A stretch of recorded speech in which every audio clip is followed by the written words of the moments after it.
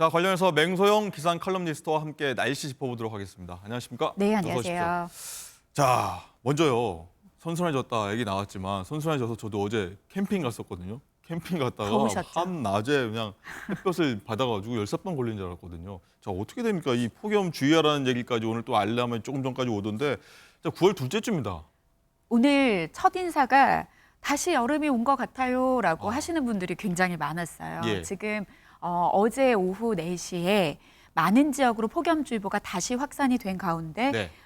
경보로 확대된 곳들이 있습니다. 특히 전남 곡성, 구례, 경남의 의성, 진주는 지금 보시는 것처럼 진한 보라색으로 표시되어 있는 남부 곳은 지역이요. 폭염 경보, 그러니까 체감하는 더위가 35도가 넘는 상태가 이틀 이상 지속될 것으로 보이는 지역이고요. 예. 그리고 이제 조금 전 10시에 더 많은 구역으로 확대됐습니다. 지금 보이는 저 지도에 빈틈 있는 그 지역까지도 거의 우리나라 서쪽 지역이 대부분 지역이 폭염주의보가 확대 발효됐다라고 보셔야 될 것 같은데 서울 등 수도권 지역 어제 오후 4시에 마찬가지로 폭염 경보로 격상된 곳들과 함께 폭염주의보가 다시 발효가 됐는데요. 지난 8월 31일에 38일 만에 폭염주의보가 해제된 이후에 거의 뭐 열흘 만에 다시 내려진 상황입니다.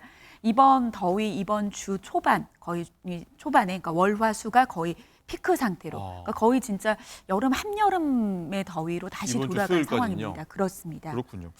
자, 그럼요. 다음 주가 추석 연휴인데 추석 연휴에까지 이런 더위가 이어지지 않을까 좀 걱정도 되긴 하는데 언제까지 이제 언제쯤 시원해집니까?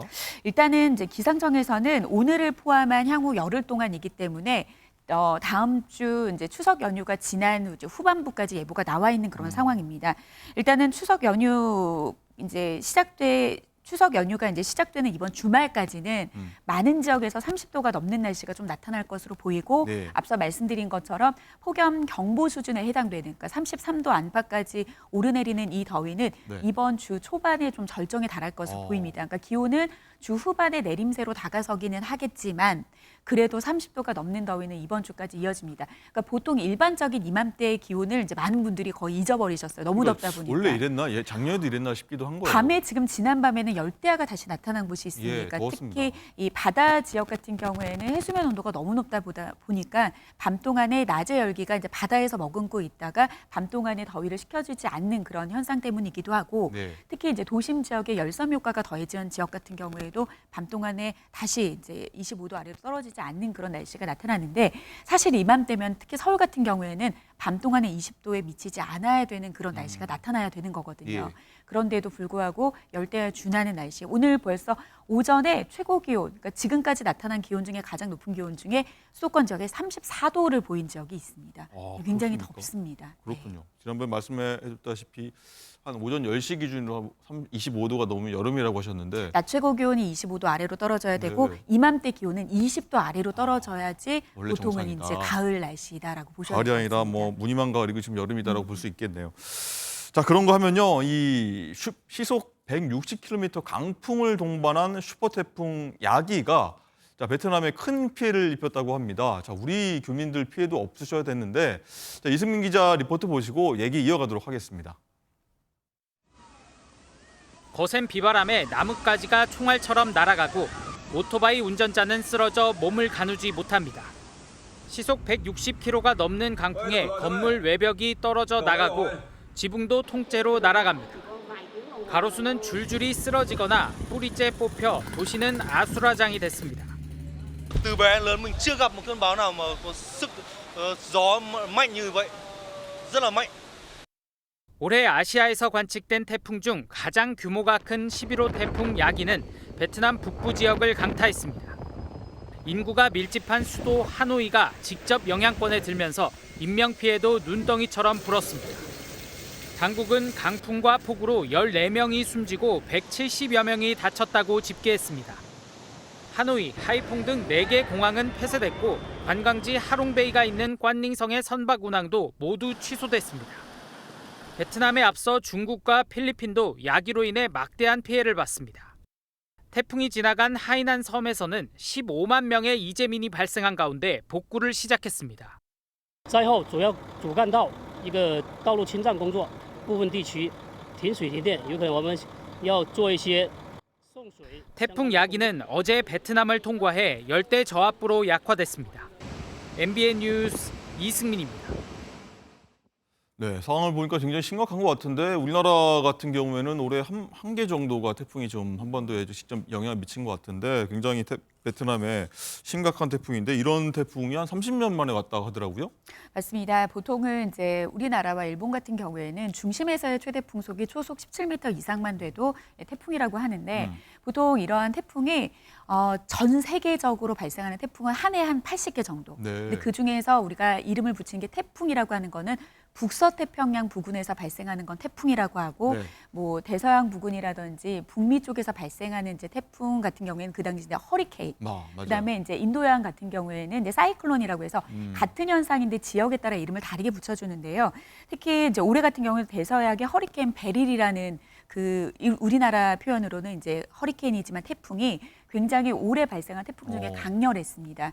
그런데 지금 이 11호 태풍 야기 같은 경우에는 베릴에 맞먹는 그런 태풍입니다. 그렇기 때문에 아시아에서는 올해 발생한 태풍 중에 가장 큰 슈퍼 태풍이고요. 그리고 전 세계적으로 따랐을 때는 베릴 이어서 두 번째로 센 태풍인데 보통 일반적으로 태풍은 중심 기압이 낮으면 낮을수록 강하게 발달하는데 한 940에서 970 정도 범주 안에서는 태풍이 충분히 발생을 할 수 있습니다.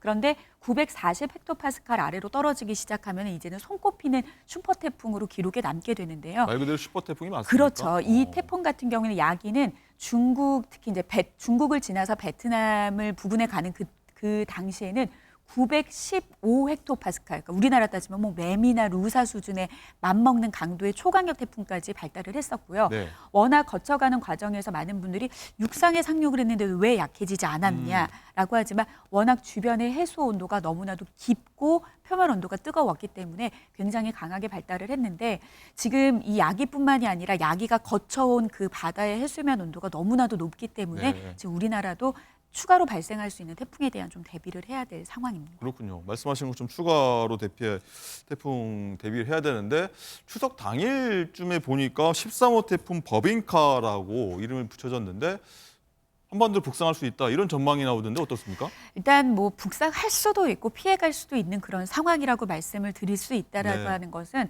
아직까지는 태풍의 경로가 워낙 유동적이기 때문에 섣불리 판단하기 굉장히 어려운 그런 상황입니다. 일단은 우리는 대한민국의 국민이기 때문에 네. 기상청에서 발표하는 정보를 가장 신뢰해야 되는데 기상청에서는 아직까지 공식적으로 태풍의 전 단계인 열대저압부의 형태로도 아직까지는 발표하고 있지는 않습니다. 그런데 워낙 이제 많은 국민들이 다양해진 미디어 채널을 통해서 뭐 미국 합동 태풍경보센터의 태풍 자료라든지 일본 기상청의 자료라든지 뭐 영국이라든지 유럽의 어떤 모델을 통해서 우리가 다양한 예보 자료, 그러니까 결국에는 예보인 거고 시나리오 중에 하나를 이제 보다 보니까 많이 불안해 하시는데요. 네. 일단은 현재로서는 북서태평양의 남쪽, 우리나라 남쪽 부근에 워낙 이제 바다가 뜨겁기 때문에 열대 요란이라고 해서 태풍의 씨앗이 되는 형태가 사라졌다 만들어졌다를 반복하고 있는 상황인데 기상청도 예의주시하고 있습니다. 그런데 공식적으로 열대저압부가 발표가 되지 않는 이유 중에 하나는 뭐냐, 그 기준치 아직 못 미쳤거나 아니면은 이게 만들어졌다가 사라지기를 반복하는 그런 규칙성이 너무나도 변동성이 크기 때문에 계속 예의주시를 하고 있는데요. 일단 지금 발생할 가능성은 굉장히 높습니다. 그렇기 때문에 이번 주 중반부터 후반까지의 날씨 예보를 살펴보면 굉장히 흐린 예보가 있고요. 네. 그리고 기온도 내려가는 추세라고 하는 것은 기상청도 어느 정도 이 열대저압부가 우리나라 뭐 주변을 거치던 영향을 줄 것이라고 보고 있기 때문에 변동성이 높습니다. 그래서 추석 연휴가 시작되기 전에 분명 태풍으로 인한 변수의 날씨가 있습니다. 그렇기 때문에 이번은 추석 연휴가 시작하기 전 그리고 추석 연휴 기간 동안에 좀 날씨 예보를 꼼꼼하게 잘 살펴보셔야 될 것 같습니다. 네. 아주 약한 규모의 태풍이 와서 좀 선선하게 바람도 불어줬으면 하는 좀 바람도 있습니다. 알겠습니다. 여기까지 듣겠습니다. 고맙습니다.